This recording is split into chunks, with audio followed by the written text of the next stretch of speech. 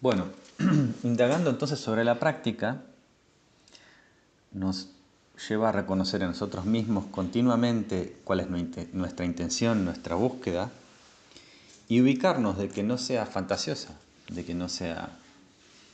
eh, que no sea perseguir un ideal inexistente, sino más bien que se oriente más a la sobriedad de reconocer que hay de fondo detrás en la experiencia. Particularmente yo encuentro que, por ejemplo, en la práctica del Tai Chi Chuan y las prácticas psicofísicas taoístas en general permiten estabilizar la, los insights o las comprensiones, ¿no? Que no quede solo en algo meramente intelectual, sino que haya un reflejo en lo energético que sea medible, ¿no? Cuando la mente se relaja o deja de identificarse uno con los torbellinos de la mente, el cuerpo se expande, se abre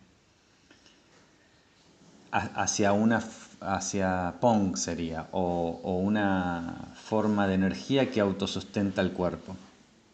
Entonces, bueno, esto puede sonar demasiado para un principiante, sí, y hasta lo es un poco para mí, pero bueno, estoy en esto, puedo encontrar estas señales en el cuerpo, algo que es tangiblemente medible. Pero básicamente el objetivo también, en mi caso, es no entrar ciegamente tampoco en las prácticas meditativas, sino que la práctica meditativa encuentra un apoyo en la práctica psicofísica energética de las artes taoístas.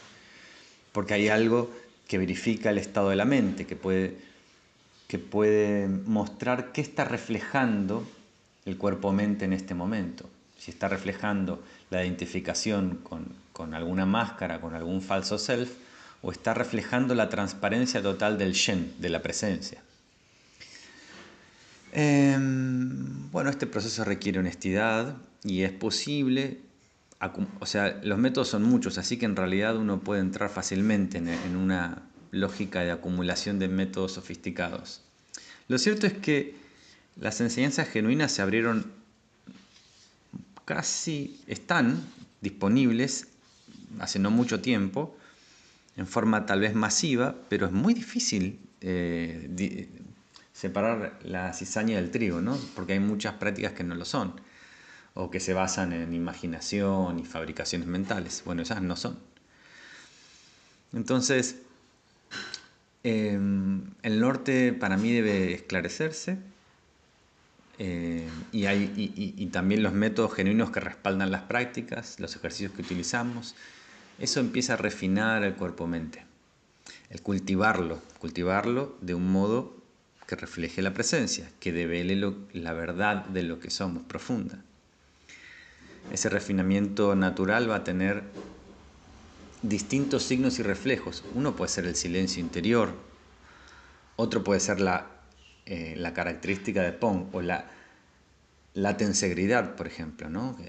Que tiene signos que se pueden verificar. Los maestros taoístas palpaban a los cuerpos para encontrar que ya se vuelve, entre comillas, redondo, no por gordo, sino porque deja de haber huecos en el cuerpo. Por ejemplo, las costillas dejan de poder percibirse porque el cuerpo se expande por dentro, la fascia se abre.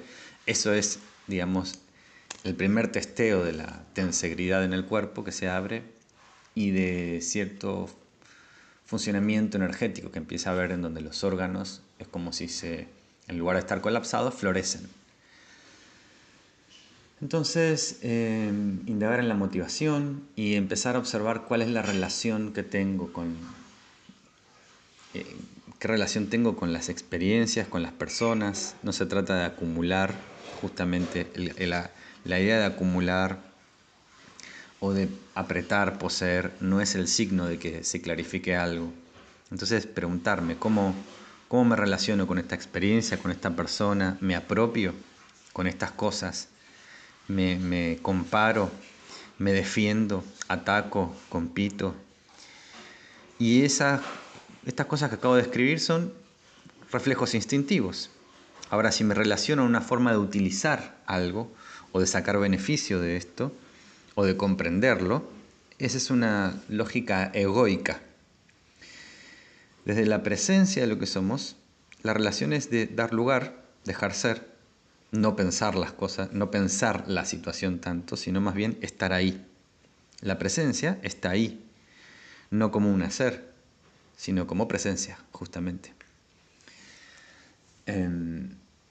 Ese es el discernimiento que empieza a llevarnos a reconocer de que nada de lo que me sucedía podía verdaderamente romper la verdad de lo que soy. Es que ninguna de las experiencias, ningún objeto de la conciencia, ningún objeto que aparece en la conciencia es mi verdadera naturaleza. Ese es el reconocimiento que se destila, ¿no? Y esto de destilar, se habla de que el veneno se destila, ¿no? ¿Cuál es el veneno? ¿Qué es lo que te mata? Es lo que te lleva como a la temporalidad, al buscar beneficio personal, a potenciar el mí, a preguntarse para qué sirve esto, para qué para mí, cómo me agrando, las certificaciones, buscar experiencias especiales, todo esto, buscarme en mi historia, todo esto sería el veneno. Preferencias y parcialidad, rechazar algunas experiencias y buscar otras. El néctar, en cambio, es reconocer la fantasía como fantasía y volver a la hora o a la vertical, al ahora, a reconocer que no sos ninguna de las percepciones que estás teniendo. Y desde ahí se vive lo que toca vivir, teniendo como centro ahora no al falso self, sino a la conciencia misma. Esta característica particular de no preferencias es como lo articula el taoísmo, ¿no? En el Tao Te Ching. También muestra otra indicación, ¿no? Que es abrazar el aburrimiento. Abrazar el aburrimiento porque ahí está la puerta, ¿no? Recordemos que la mente vela la experiencia llamándola común. Esto es normal, es común. El milagro inefable de la experiencia lo tapa con nombres, rótulos y significados. Más allá de los significados, la comprensión verdadera trasciende toda comprensión, o sea, trasciende todo concepto y queda como una experiencia vívida, como una suerte de asombro. Pero eso es atravesando las etiquetas que yo tenía sobre la experiencia, entre comillas, común, y se vuelve milagro. Despertarse en la mañana se vuelve milagro. Viento se vuelve milagro. Sentir se vuelve milagro. Sentir dolor se vuelve milagro. Entonces, no conforme con eso, la mente, en su propia cárcel, cuando creó su propia cárcel, busca crear mundos imaginales, ¿no? No solamente tapó la realidad y la opacó, volviéndola común, sino que ahora busca crear nuevas fantasías, prisiones más difíciles de salir, ¿no? Fantasías, multidimensiones, buscar en un más allá. Entonces, la señal es el aburrimiento, porque permaneciendo el aburrimiento, primero reconocer que el aburrimiento aparece solamente en la mente. El aburrimiento aparece en la mente, no en los sentidos. En el ver no hay aburrimiento, en la escucha tampoco. La mente empieza a generar, cuando estoy identificado con la mente y está dejando de tener estímulo, dice me aburro, dame más para agitarme. Si permanezco en el aburrimiento, puedo disolver esa identificación con la mente, descansar naturalmente en la presencia. Pero si salgo, un modo que tiene la mente de salir de eso es empezar a crear contenido emocional, nostalgia, proyecciones del futuro, proyectos, o mundos imaginales, o fantasías, ¿no? Sin eso, o sea, trascendiendo eso, destilando ese veneno, aparece un néctar, el néctar de velar ese misterio que está detrás, el néctar de que ese movimiento mental que es cárcel, se vuelve simplemente potencia, se vuelve solo energía, pero ya sin la capacidad de hacerme entrar en un mundo de creencias o de dogma, o algo que tenga que recordar o sostener, o experiencia, sino se vuelve puro ver. Esto creo que es parte de la dirección esencial. Entonces, en el momento de autoobservarnos, también hacerlo no con demasiado demasiado rigor en el sentido de que castigarnos por encontrarnos en cierto estado de percepción, ya que en realidad el camino es como una cocción, como un proceso de destilación. Incluso aunque esté en la fantasía, simplemente estoy en otro estadio del camino, nada más. No hay en este sentido algo como bueno o malo. Si estoy, bueno, eh, en cierto estadio es solamente ese momento. Y cada uno tiene su proceso y su momento, tal vez. Pero bueno, básicamente las proyecciones se empiezan a disolver, esas ilusiones, esto del budismo que plantea como vivir sin esperanza ni arrepentimiento, ¿no? Sin esperanza en el sentido de sin expectativa, sin pretensión, sin, sin esta, sin idea de, ¿no? Sin creencia en este sentido. Y en esto es fácil a veces confundirse porque a veces los maestros utilizan espectáculos de habilidades particulares para mostrar algo a las personas y eso se puede cosificar, ¿no? De alguna manera perseguir eso. Y lo puedo encontrar esto mismo en varios maestros y que a veces se vuelve como un modo de ayudar, de atraer a la persona para redirigirla hacia sí misma o hacia el truco, hacia un truco de feria, en realidad. Así que creo que esta es un punto importante en donde es importante desarrollar discernimiento. Sí, bueno, a veces parece que es necesario para algunas personas mostrarles ciertas cosas como habilidades mágicas, porque de otra manera seguirían tal vez muy enganchados con las promesas de la cultura del momento que viene ofreciendo, ¿no? El mostrar algo así distinto, una experiencia demasiado extraña, por lo menos cuestiona la realidad que venía llevando hasta este momento. Así que no sé, bueno, obviamente sí puede enredar mucho si se cosifica, pero podría ser utilizado eso como un medio hábil, como los budistas dicen upaya, ¿no? Como un medio hábil para conducir también hacia el dharma, hacia la verdad detrás de todos esos fenómenos. Y en otro caso también me sucedió de encontrar maestros que me mostraron sus habilidades y sin embargo cuando los conocí, cuando estuve ahí, se dieron cuenta de mi falta de interés por ese tipo de habilidades y me abrieron a una enseñanza más profunda. Así que, bueno, puede ser un caso excepcional, pero no. Creo que había cierta claridad en ese maestro. Entonces, mi práctica no gira en torno a los siddhis, obviamente, a los logros, a los poderes, sino que a este norte que estoy señalando, que es este momento, no hay después. Así que durante mucho tiempo igual estuve medio en búsqueda de estas habilidades, desde muy chico, porque yo ya, no sé, a los 12 años ya estaba ahí, leyendo el Tao Te Ching y buscando ser inmortal y este tipo de locuras, pero bueno, o más en mi adolescencia, en mis 20s, tener habilidades marciales especiales y bueno, son cosas que con la maduración eso de ir descartándose naturalmente. A los 50 años que una persona esté en esa sintonía me parece algo inmaduro.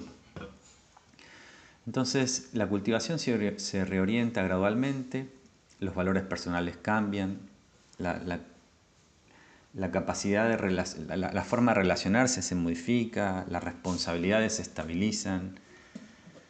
En las primeras etapas en donde aparece toda una agitación y un entusiasmo desenfrenado en búsqueda de fenómenos, esto que es natural empieza a sosegarse y con el tiempo madura, se reconoce una coherencia interna sutil que empieza a sostener todo el proceso. Cuando se abandona el capricho de hoy no practico, hoy sí y hoy no, ¿no?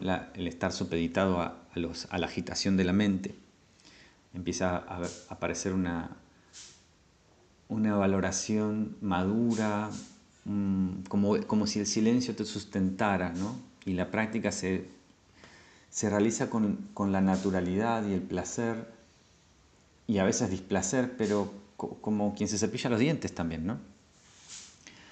Pero muy presente en ello. Entonces, otro punto importante también, que a veces la emisión de chi, la exhibición así de poderes más de una habilidad muy, muy común, es algo que muchos maestros muy, muy despiertos dicen que es algo que va en detrimento del cultivo espiritual, ¿no? Porque justamente, por un lado, puede perturbar el chi, dañar la salud, y esto es algo que yo observé, que puede dañar la salud mental de algunas personas, y de nuevo la ansiedad de búsqueda de trucos de feria, lo cual también creo que es algo que va totalmente en detrimento del cultivo en la parte espiritual.